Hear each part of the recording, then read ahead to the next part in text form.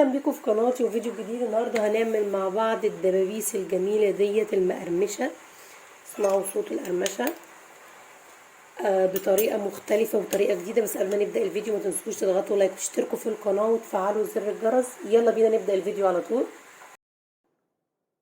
اول حاجه معايا هنا كيلو من الدبابيس، انا غسلتها كويس وبدأت عملت فيها فتحات بالشكل ده عشان تشرب التتبيلة اللي عاملاها لها. بس قبل ما نعمل التتبيلة هنحطها في محلول هيسرع من عملية السوا علشان ما تطلعش معاكم نية. اول حاجة معايا ليمونتين هعصرهم عليهم،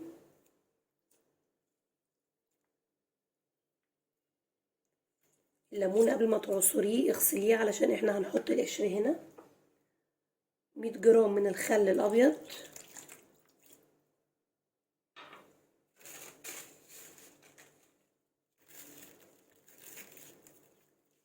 30 جرام ملح،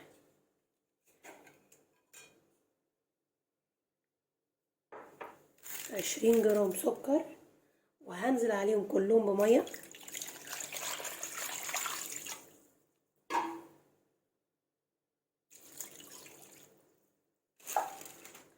وهبدأ اقلب المكونات.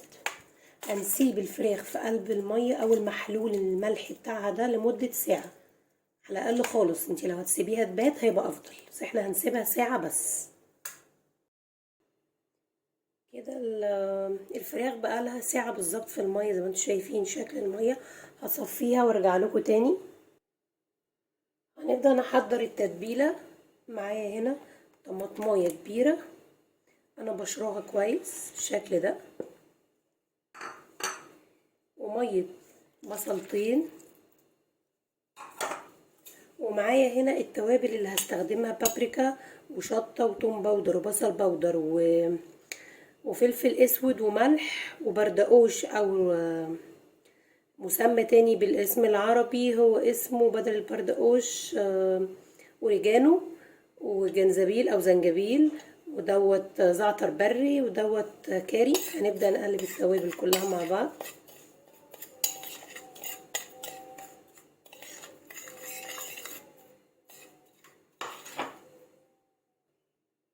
هاخد جزء من التوابل وهنزلها على الخلطة بتاعتنا. خدت بالظبط 3 معالق ودول اللي بقي معايا هسيبهم على جنب، هحتاجهم بعد شوية. دلوقتي بقى بعد الفراخ بتاعتي ما اتصفت هقلب الاول الخليط كويس.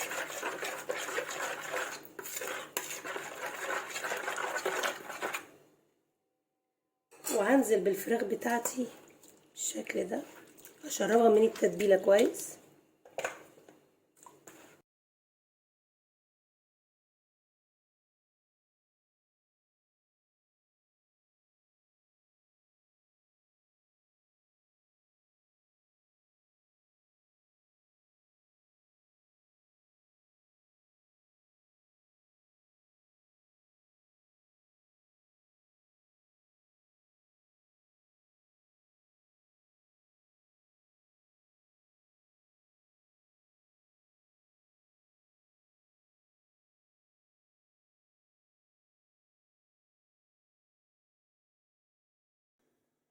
اول حاجة هنحط الزيت على النار عشان يسخن.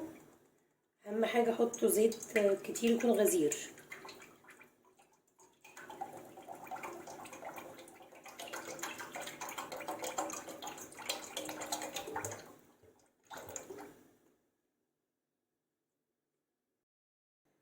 حاليا هبدأ ان انا اجهز الغلاف اللي هغلف بيه الفراخ. دي بقية التوابل اللي معايا، ومعايا هنا 50 جرام نشا،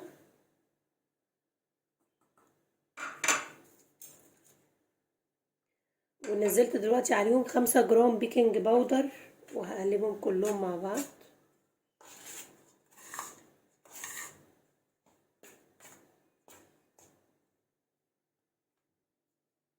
ودي شكل الفراخ بعد ما قعدت بالظبط 3 ساعات في التتبيله. ممكن تسيبوها زي ما قلت لكم اكتر من كده. حاليا هنجهز معانا ميه تكون متلجه بس مش عليها سمك، مش عليها قصدي تلج يعني، بس هي تكون ساقعة قوي. ومعايا هنا الخلطة، وهبدأ انزل اجيب الفراخ بالشكل ده كده.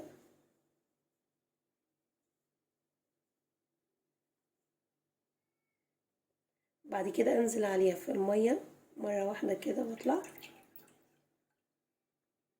وانزل تاني، وتضغطي جامد بالشكل ده.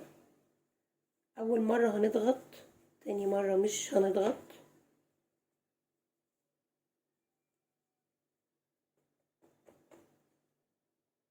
ننزل مرة كمان في المية.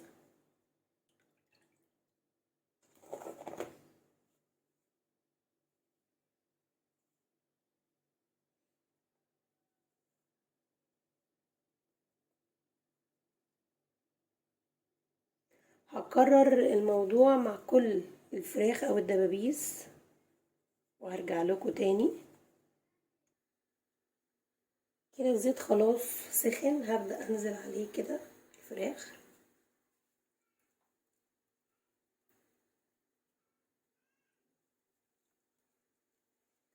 اهم حاجة ما تحطوش اكتر من 3 علشان تستوي كويس.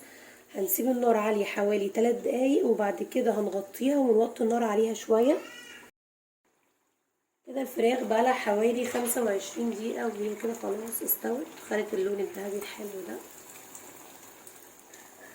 اهم حاجة تطلعوها على شبكة زي دي كده، وتسيبوها تصفي كل الزيت اللي فيها.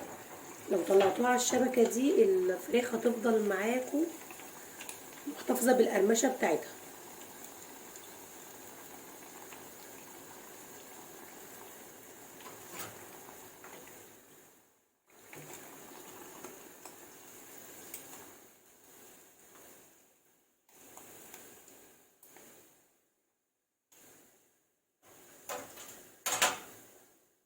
بأي نصفة صغيرة، وتبدأوا لو في أي رواسب تشيلوها.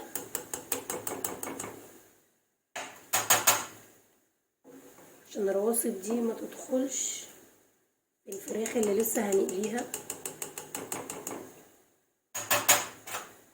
وننزل دلوقتي، هخلص الكمية كلها واوريلكم شكلها في النهاية عامل ازاي. وبكده تكون الفراخ بتاعتي خلصت زي ما انتوا شايفين، وزي ما انتوا شايفين هي مقرمشة بالشكل ده. اتمنى يكون الفيديو عجبكم، ما تنسوش تشتركوا في القناة وتفعلوا زر الجرس وتضغطوا لايك.